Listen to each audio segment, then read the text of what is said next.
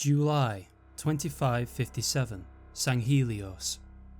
The Arbiter stood in front of a hollow table.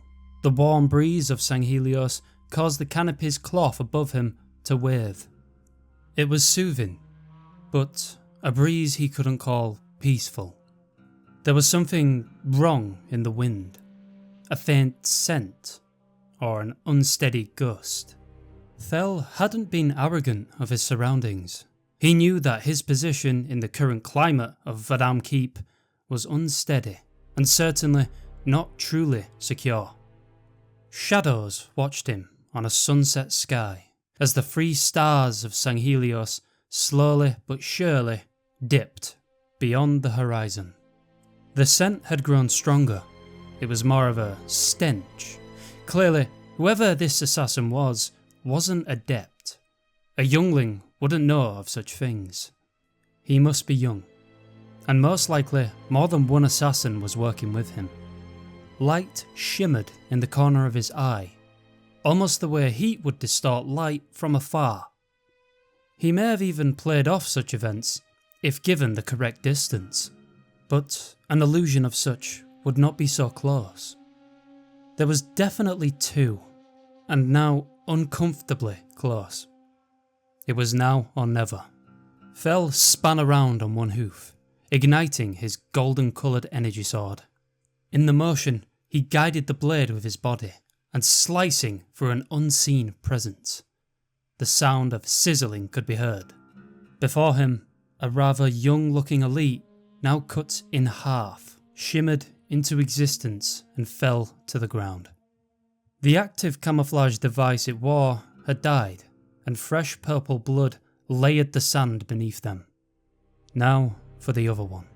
A blue energy sword appeared at Thel's throat, pointing the tips towards his neck. Death was dangerously close, and the Arbiter could now feel a heat far greater than the now setting stars. The active camo disengaged to reveal a much older Sangheli. His skin was leathery and scarred, most definitely a veteran of the Covenant. He was disciplined, but brainwashed by Jul 'Mdama's mad ramblings about the Forerunners, or what the old prophet taught them to be, gods. Brother, you're wasting your time and your life. 'Mdama's mad attempt of becoming Kaidong is delusional. Surely you saw through the prophet's lies. The assassin took a while to reply, clearly not as sharp-tongued as Thel. He kept the blade pointed close against his neck. Why hadn't he killed me yet? Does he wish to change my mind? You're guiding our people down a path of treachery and deceit. I will not let you. The sound of an energy sword slicing through skin and rags filled Thel's ears. He closed his eyes. Even though he was in a hostage situation, he could have easily slipped by the assassin. But maybe dwelling too much in his parley was his downfall. A scream of pain yelled out, and a thud vibrated through Thel's hoofs. He opened his eyes. Kaidon, I hope you don't plan on dying. There is plenty of work to be done. A familiar voice rang through his ears. His eyes focused, and then an even more familiar face met his gaze. Only 2 mandibles upon his mouth. Shipmaster, you've returned. How good to see you, old friend. In good timing too, it seems. The 2 embraced in traditional Sangheli fashion. And I've brought an envoy, Kaidon. One you'd very much like to see. From around the canopy's red cloth, a human hand parts the fabric and walks through, almost at the same height as Artas. Green-coloured armour seemed to wrap around the human, but not like a Spartan. Far different, almost like the Cyclopses he had seen some time ago when fighting the humans. But it wasn't like that either.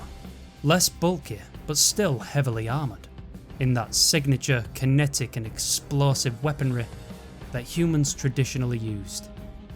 And then the smell of a familiar stench hit his nostrils. He hadn't smelt it in at least 4 years. Smoke flowed from a brown stick in between the human's lips. Now it made sense, and it was yet another familiar, yet alien, face. Arbiter, good to see you. Johnson removed the cigar from his mouth, using his now heavily modified Orion mech suit.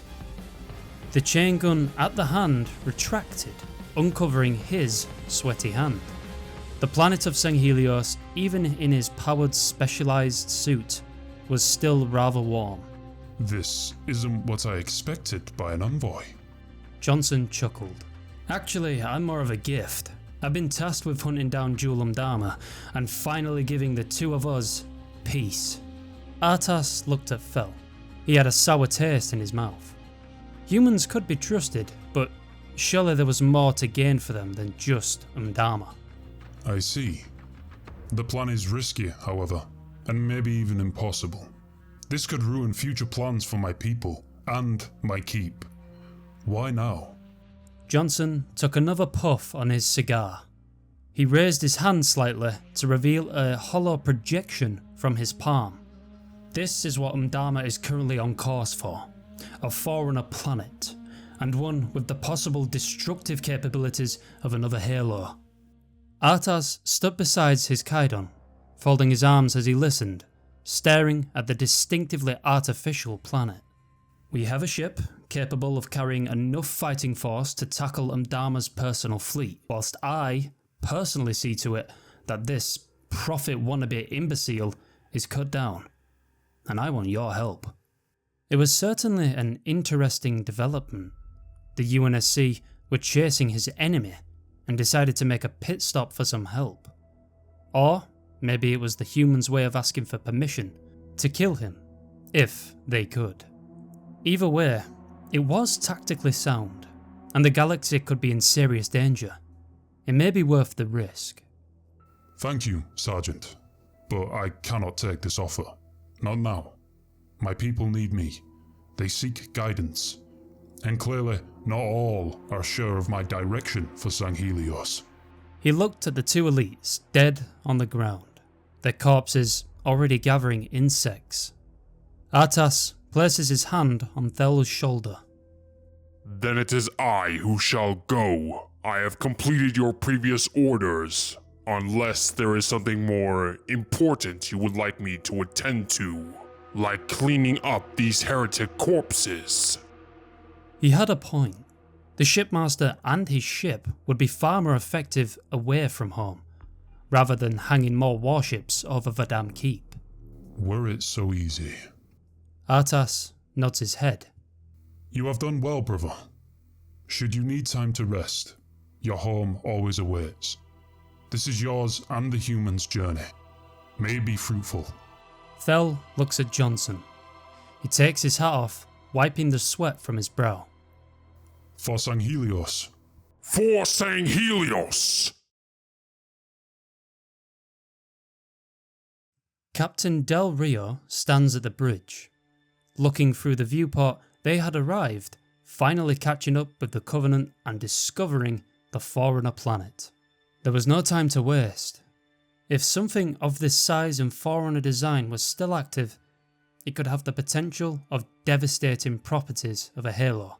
Little was yet known about the planet, but it needed to be explored, and there was only one way to find out. Lasky, position the Infinity over that hole in the surface. That must be some kind of entrance. Lasky looked through the viewport, and then back at the captain, clearly unsure of his orders. Are you sure, sir? Don't question me, Commander. Take us in. Lasky's face revealed an annoyed but nervous frown. Aye aye, sir. Artas watched from his ship's monitors as the UNSC Infinity began a slow but steady trajectory towards the metal planet. It was clear that the captain had decided not to make any communication before such rash decisions. Infinity, this is Shadow of Intent. What are your intentions? A few seconds of dead air followed. Johnson stood beside Artas, who was in his chair. They both looked at each other. Let me try.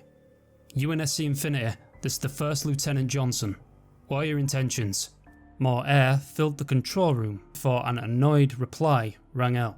We're making our entry through the opening in the planet's surface. Follow close and stand by for further orders. The elites at their control panels looked at the shipmaster, all awaiting his order rather than the snarky human captain. He better not do anything stupid in there. Artas nodded his head at Johnson and waved his hands at the pilots, signalling them to follow. They were about to enter a Forerunner world with no intel about the geography or its inhabitants. Going in without recon could be a disaster. It could be either a dead planet or likely full of life and vegetation. He could only hope that the wildlife wouldn't be a bother, or that there were no other threat besides Jul 'Mdama's covenant. They were going in blind, but at least the Infinity would be testing the waters first.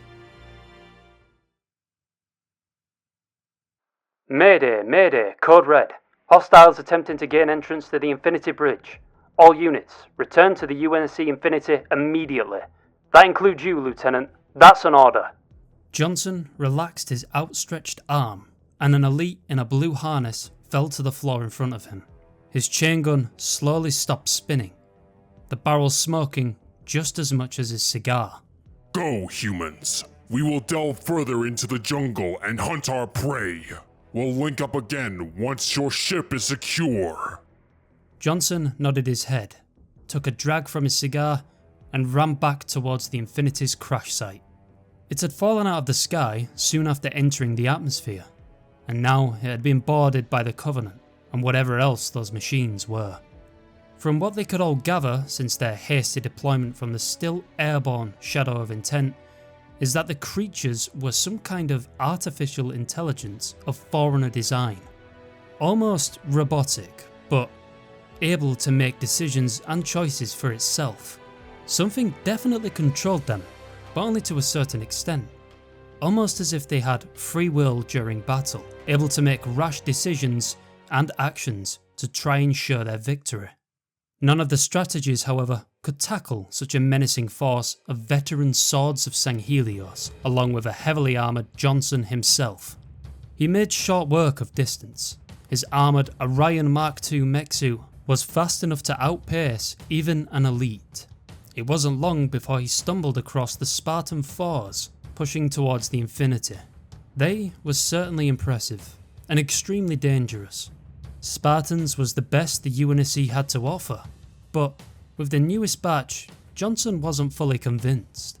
The Spartan 4s, unlike their previous classes, were trained and augmented at a much later date. Unlike the highly classified and more unethical Spartan 2s and 3s. But they did have their own unique advantages to them, along with personal military experience. A Spartan with the designation of Team Crimson approached him. Sir, we have orders to clear out the vehicle bay. We'll fall under your command. Johnson looked around. There was a squad of them, all suited similarly, and a tank sitting close by. Alright, grab that tank, and if you need any cover, you can hide behind me. Johnson begins moving towards their intended path back to the Infinity. Sir, Lasky says we've got reinforcements. Another Spartan. Johnson turns, looking back at the Spartans. They all stand around in defensive positions, watching the destroyed tree lines in a highly disciplined manner. Pelican, inbound. A pelican reveals itself over the trees and slowly descends, turning the opposite way to face the passenger doors towards the Infinity's direction. Johnson takes a drag, waiting for more Spartans to fall out.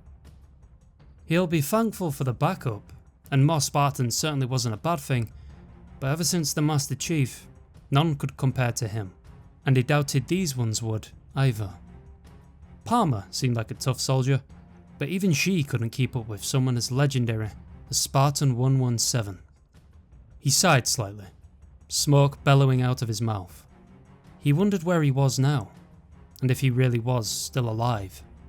4 years was a long time to be floating through space. The doors opened, and a Spartan in green armour hopped down, assault rifle in hand, and a golden visor reflecting a very shocked Johnson. They both stood still, staring for a second, both completely taken aback. Did you miss me?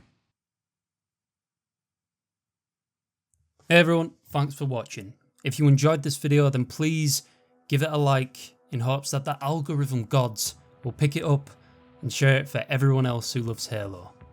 If you're new to the channel, then subscribing would be a great idea to keep up with all the latest videos released weekly.